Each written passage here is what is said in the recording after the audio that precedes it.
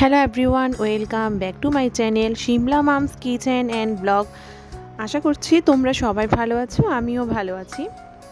তোমাদের সাথে চলে আসলাম নতুন আরও একটা ব্লগ নিয়ে। আজকে আমি তোমাদের সাথে যে ব্লগটা শেয়ার করছি সেটা হচ্ছে আমার শ্বশুরবাড়ির আমার প্রথম ধান্য পূর্ণিমার ব্রতের একটা ব্লগ তোমাদের সাথে শেয়ার করছি। আর এটা কিন্তু আমি ফার্স্ট টাইম দেখলাম। আর এখানে কিন্তু সব কিছু নিয়ম কানুন আচার আচরণ আমি সব কিছু পালন করলাম।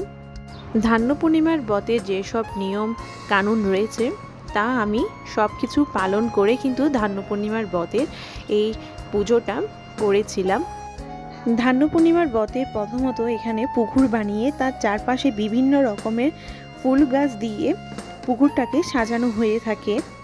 আর এখানেও কিন্তু সেরকম একই রকম করে চারপাশে ফুল গাছ লাগিয়ে পুকুর বানানো হয়েছিল। আর এখানে এখন পুজোটা শুরু হয়ে গিয়েছে। আর আমি এখানে একটু সবাইকে দেখিয়ে দিচ্ছি। আর এখন এখানে পুজো করার পরে কিছু ব্রত কথা রয়েছে। আর এগুলো কিন্তু একটা একটা ধানের গিট দিয়ে ব্রত কথাগুলো শুনতে হয়। আমি এই পুজোটা আমার শ্বশুরবাড়িতে প্রথমবার দেখেছি। আর এই পুজোটা কিন্তু আমার বাবার বাড়িতে হয়ে থাকে, কিন্তু কখনো সময়ের জন্য যাওয়া হয়নি। আর যে সময় পুজোটা হয় সেই সময় হয়তো বাড়িতে যাওয়া হয়নি। আর এই ফার্স্ট টাইম আমি আমার শ্বশুর বাড়িতে ধান্য পূর্ণিমার ব্রতে সব কিছু নিজের হাতে করেছি, তাই আমি খুবই এক্সাইটেড। আর এখানে কিন্তু খুব সুন্দর করে পুজোটা হচ্ছে। পুজোর মাঝখানে আমি এখানে তোমাদেরকে আমার শ্বশুর বাড়িটা একটু দেখিয়ে দিলাম। একটু করে আমি আমার শ্বশুর বাড়ির ভিডিও ক্লিপটা নিয়ে নিয়েছি চারপাশটা।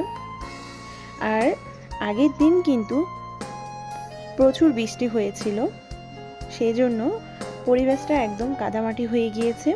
আর এখানে কিন্তু চালের গুঁড়ি দিয়ে সাজিয়েছিলাম। আর এরপরে ধান্য পূর্ণিমা ব্রতের পরে ঘরের মধ্যে লক্ষ্মী পূজা করা হচ্ছিল।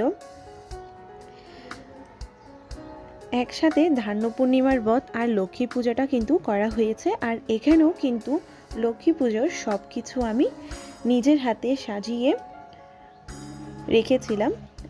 আর এখন পুজো করা হচ্ছে। পুজো শেষে আমি লক্ষ্মীর পাঁচালি পরব।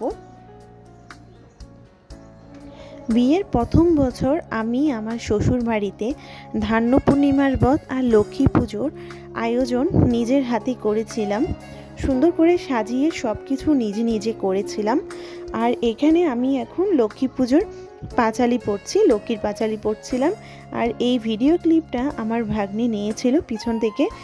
আর এখানে কিন্তু লক্ষ্মী পুজোর যেসব সুন্দর করে সাজানো দেখছো, এগুলো আমি নিজের হাতে সুন্দর করে সাজিয়ে লক্ষ্মী পুজোটা করেছিলাম। আর এখানে কিন্তু আমি এখন মনোযোগ সহকারে লক্ষ্মী পাঁচালিটা পড়ছি। আর এটা কিন্তু আমার ভাগ্নি ছোট্ট করে একটা ভিডিও ক্লিপ ও নিয়ে নিয়েছিল। মামি পাঁচালি পড়ছে সেটার ভিডিও ক্লিপ ও নিয়েছে। আর হ্যাঁ বন্ধুরা, তোমরা যে যেখান থেকে কিন্তু আমার ভিডিওটা দেখছো অবশ্যই দেখে কিন্তু কমেন্ট করে জানাবে। আর আমার চ্যানেলে তোমরা যদি নতুন হয়ে থাকো তাহলে আমার চ্যানেলটা অবশ্যই সাবস্ক্রাইব করবে। আর পাশে থাকা কিন্তু বেল আইকনটি অবশ্যই তোমরা ক্লিক করে দিবে, যাতে করে তোমরা আমার নতুন আপডেট পাওয়া ভিডিওগুলো নোটিফিকেশন তোমাদের কাছে চলে যায়। আর যারা আমার সাথে এখনও আছো আমার চ্যানেলের সাথে, তাদেরকে কিন্তু অসংখ্য ধন্যবাদ। আর তোমরাও কিন্তু অবশ্যই আমার ভিডিওটা দেখে কমেন্ট করে জানাবে। আমার ব্লগটা আমি এখানেই শেষ করছি। সে পর্যন্ত তোমরা সবাই ভালো থাকিও, সুস্থ থাকিও। সবাইকে ধন্যবাদ।